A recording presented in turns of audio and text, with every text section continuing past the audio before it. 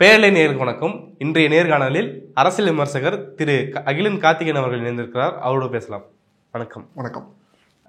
இப்போ சமீபத்தில் பார்த்தீங்கன்னா விசாகப்பட்டினத்தில் ஒரு கூகுள் ஏஐ டேட்டா சென்டர் அமைக்கப்படும் அப்படிங்கிற செய்தி வந்துச்சு. அது கேட்ட உடனே பலரும் இது ஏன் தமிழ்நாட்டுக்கு வரல, தமிழ்நாடு தானே தார்மீகமாக வந்திருக்கணும் அப்படிங்கிற கேள்வி முன் வச்சாங்க. இதுக்கு பின்னாடி ஒரு கேள்வி எழுப்பும்போது சட்டமன்றத்தில் வந்து தொழில்துறை அமைச்சரான டிஆர்பி ராஜா அவர்கள் இதுக்கு பின்னாடி அதானியோட வேலைப்பாடுகள் இருக்குது, விசாகப்பட்டினத்தில் டேட்டா சென்டர் வரத்துக்கு அதனுடைய பங்கும் இருக்குது அப்படின்னு சொல்லியிருக்கிறாரு. இதனுடைய பின்னணி என்ன, கூகுளுக்கும் அதானிக்கும் என்ன தொடர்பு இருக்குது? ஓகே, முதல்ல டேட்டா சென்டர்னா என்ன அப்படின்னு தெரிஞ்சுப்போம். டேட்டா சென்டர்னா இப்போ நிறைய நம்ம மொபைல்ஸ் அதிகமாக யூஸ் பண்ணுறோம், இன்டர்நெட் அதிகமாக பயன்படுத்துகிறோம். இந்த டேட்டாவெல்லாம் சேவ் பண்ணி வைக்கிறதுக்கான ஒரு ஸ்டோரேஜ் ஏரியா, ஒரு இன்ஃப்ராஸ்ட்ரக்சர் தான் இந்த டேட்டா சென்டர் அப்படின்னு சொல்லுவாங்க. இந்த டேட்டா சென்டரில் என்ன இருக்கும் அப்படின்னா, சர்வர்ஸ் இருக்கும், ஸ்டோரேஜ் டிவைசஸ் இருக்கும், நெட்வொர்க் எக்யூப்மெண்ட்ஸில் அது கனெக்ட் பண்ணி வச்சுருப்பாங்க. இப்போ யூடியூப்பில் வீடியோ பார்க்குறோம் அப்படின்னா இந்த வீடியோஸ் எல்லாமே வந்து அந்த டேட்டா சென்டரில் தான் சேவ் ஆகிருக்கும். நம்ம அதை ரெக்வஸ்ட் கொடுத்தோன்னே ஒரு பர்டிகுலர் வீடியோவை கிளிக் பண்ணோன்னே அங்கேருந்து தான் அது நமக்கு அந்த நெட்வொர்க் எக்யூப்மெண்ட்ஸ் வழியாக நமக்கு வந்து அது ப்ளே ஆகுது. அதே மாதிரி அட்வர்டைஸ்மெண்ட்ஸ் வரணும் அப்படின்னாலும் அந்த டேட்டா சென்டர்லேருந்து தான் நமக்கு டிஸ்பிளே பண்ண முடியும். சிட்டி பகுதியில் இந்த டேட்டா சென்டர்ஸ் இருக்கிறது தான் நல்லது. அதாவது நமக்கு இல்லை, அந்த நிறுவனங்களுக்கு நல்லது.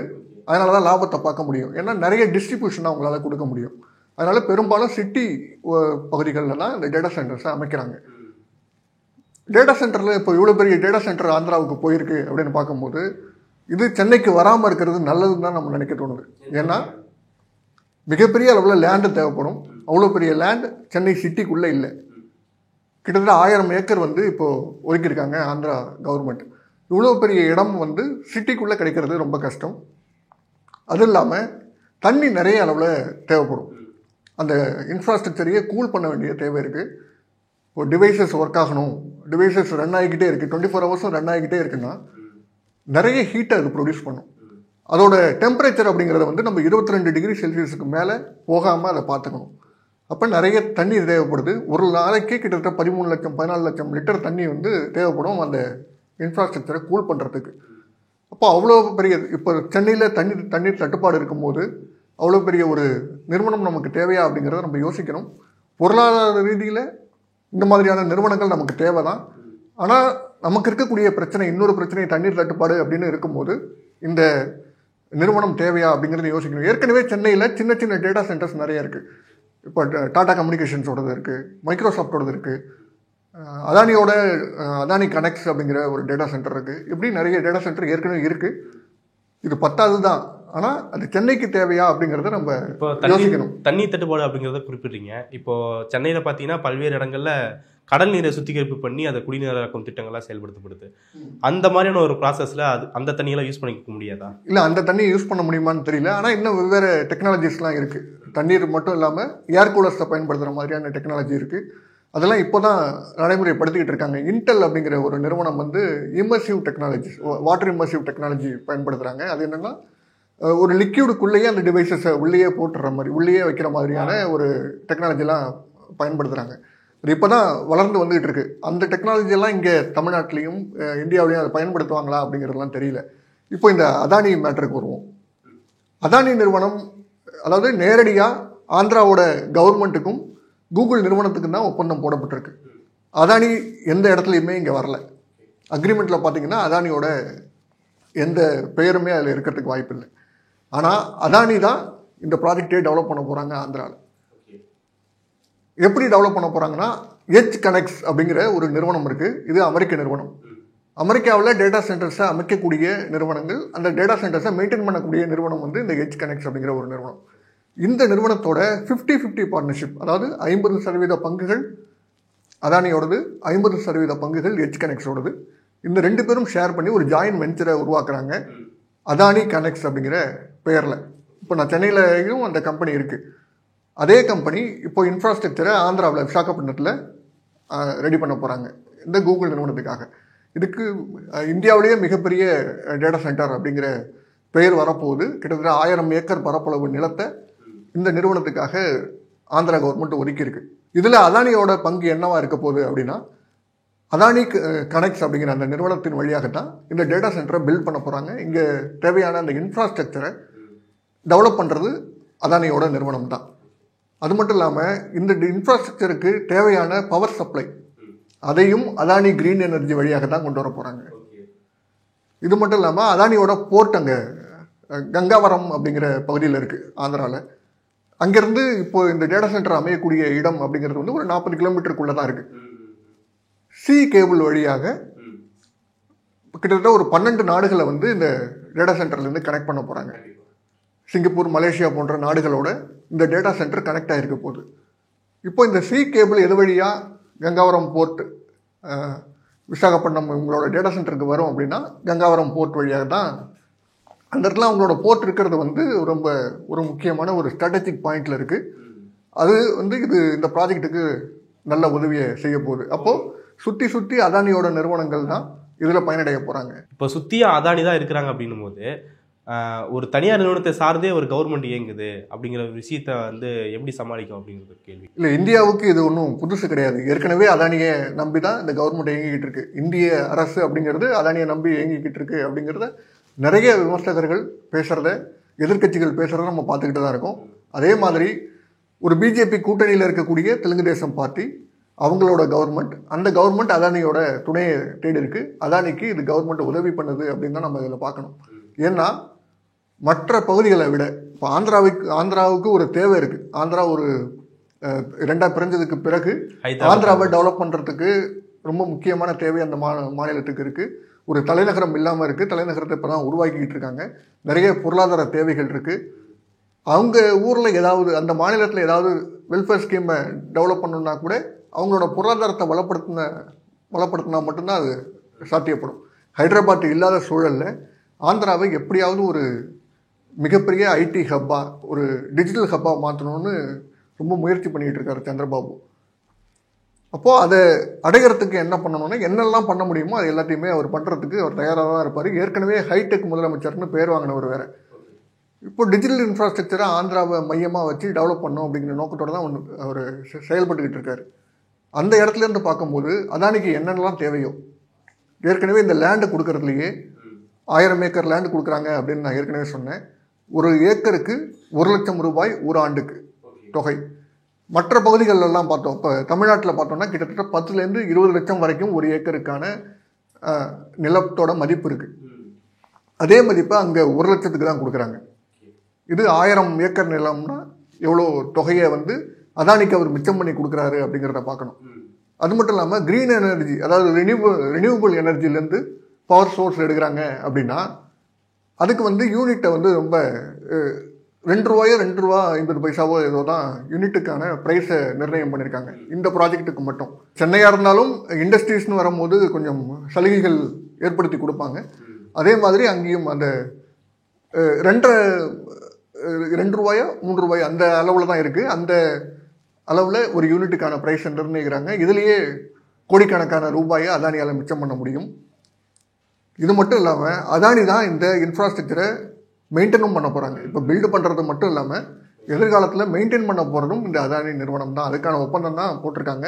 கூகுள் வந்து டேட்டாவை ப்ரொவைட் பண்ணுறது, அந்த டேட்டா சம்மந்தமான விஷயங்களில் மட்டும்தான், ஏஐ சம்மந்தமான விஷயங்களில் மட்டும்தான் கூகுளோட பங்களிப்பு இருக்க போகுது. என்னதான் $15 பில்லியன் அவங்க டேட்டாவுக்காக மட்டுமே செலவு பண்ணாலும் அதானியோட பங்களிப்பு அப்படிங்கிறது வந்து ஒரு 3லிருந்து 4 பில்லியன் அளவுக்கு அதானியோட இன்வெஸ்ட்மெண்ட் இருக்கும். அந்த இன்வெஸ்ட்மெண்ட்டில் கிட்டத்தட்ட 50% கவர்மெண்ட்டோட மானியங்கள் வழியாகவே அவங்களுக்கு பெற்ற முடியும். அதுக்கப்புறம் அடுத்த வரப்போகிற ஆண்டுகள் எல்லாமே உங்களுக்கு வந்து லாபம் கொடுக்கக்கூடிய ஒரு நிலையில தான் அதானிக்கான சாத்தியக்கூறுகள் இருக்குது. ரைட். தலைநகரம் தேவைப்படுது, அந்த கட்டாயம் இருக்குது அப்படிங்கிற விஷயத்த சொன்னீங்க. ஆனால் அதுவே ஆந்திர பிரதேசோடைய ஒரு அமைச்சர் பார்த்தீங்கன்னா நரன் லோகேஷ் அவர்கள் வந்து எங்களை பார்த்து வயிறு எரியுது, சில மாநிலங்களுக்கு அண்டை மாநிலங்களுக்கு வயிறு எரியுது அப்படின்னு சொல்ல விஷயத்த சொல்லியிருக்கிறாரு. அது எப்படி புரிஞ்சுக்கலாம்? தொடர்ந்து வம்புழுக்கிற வேலையிலே ஈடுபட்டுருக்கிறாரு. கர்நாடகாவில் காங்கிரஸ் ஆட்சி வந்ததுக்கு பிறகு அடுத்தடுத்து நிறைய நிறுவனங்கள் நாங்கள் பெங்களூர்லேருந்து வெளியேறோம் அப்படிங்கிற மிரட்டலை விடுத்துக்கிட்டே இருக்காங்க. அது வந்து எக்ஸ்டர்னலாக ஏதாவது ப்ரெஷர் வருதா, சென்ட்ரல்லேருந்து ஏதாவது ப்ரெஷர் வருதா அப்படிங்கிறது தெரியல. ஆனால் நிறைய மிரட்டல் துணியில் நிறைய நிறுவனங்கள் தொடர்ந்து பேசிக்கிட்டு இருக்கிறதையும் பார்க்க முடியுது. அதாவது கர்நாடகாவிலிருந்து நாங்கள் வெளியில் போகிறோம் அப்படிங்கிறத பேசுகிறாங்க.